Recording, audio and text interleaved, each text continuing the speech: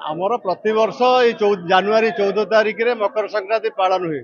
मकर संक्रांति पालन तार मान है प्रभु ये बरुणेश्वर महादेव ये मकर संक्रांति उत्पन्न होता माने ब्रह्मा स्थापित लिंग ये बेलेश्वर खिलाड़ेश्वर बरुणेश्वर मझिरे माँ विरजा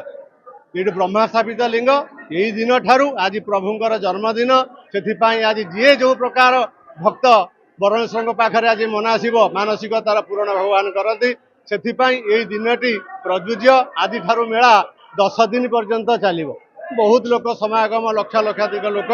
सातपाटी यात्रा अन्य बहु कार्यक्रम इठार हुए। बरुणेश्वर प्रथम आमर आज सूर्य पूजा ठाकुर मंगल आरती रुद्राभिषेक ठाकुर दर्शन जला पड़ा होता दर्शन ठाकुर समस्त भक्त मान दर्शन कले।